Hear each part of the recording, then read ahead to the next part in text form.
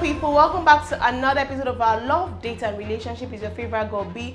And today I'll be sharing with you guys 5 things that go on in a man's brain when he cheats. Come along with me, guys. Though some people don't view being non-monogamous as that of a big deal and don't believe that their relationship will suffer if either they or their partners cheat. For others, finding out that their partner cheated on them can feel like all of the air being sucked out of the room.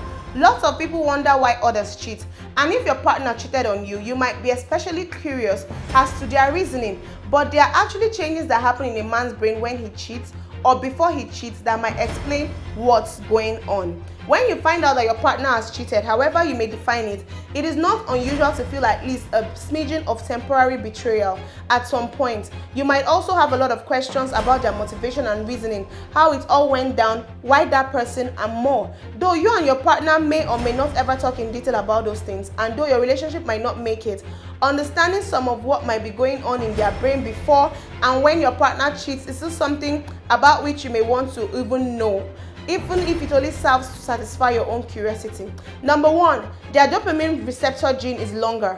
As it turns out, there might actually be some genetic factors that explain more about what's going on in a man's brain when he cheats. A 2010 study published in the journal found that those who had a longer allele version of dopamine D4 receptor gene were more likely to report that they had cheated on their partner in the past. Dopamine is the neurotransmitter that's typically associated with pleasure, and this particular genetic variation could potentially be more likely to be present in those who cheat. Number 2, once they cheat once, they feel less guilty when they cheat again. Cheating occurs for so many reasons, and there are many different factors that can influence someone's likelihood of cheating.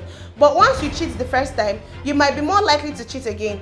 A 2016 study published in Nature Neuroscience found that over time, your brain gets more used to lying, which makes it easier for you to be deceptive each time you do it. Number 3, they have lower levels of monoamine oxidase A. If your partner is someone who values unique experiences, competition, and power, they might fall under the category of people known as sensation seekers.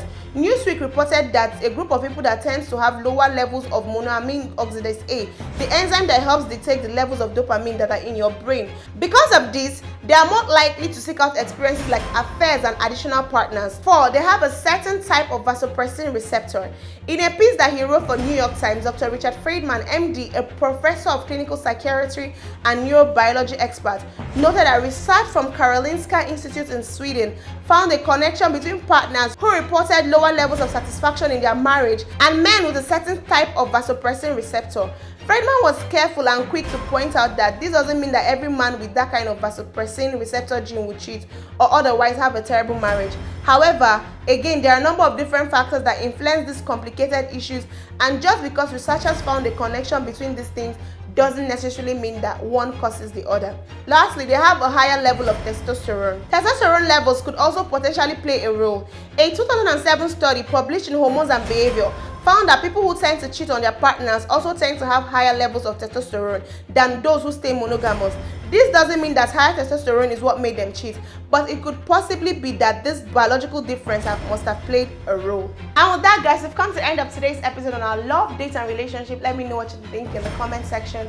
Don't forget to like, share, and comment, and also follow us on all of our social media handles. On Instagram, we go by e.com_official. For Facebook and YouTube, we go by e.comofficial. And for Twitter, we go by edotcom01, all in lowercase alphabet. I remain your favorite girl B. Bye, guys.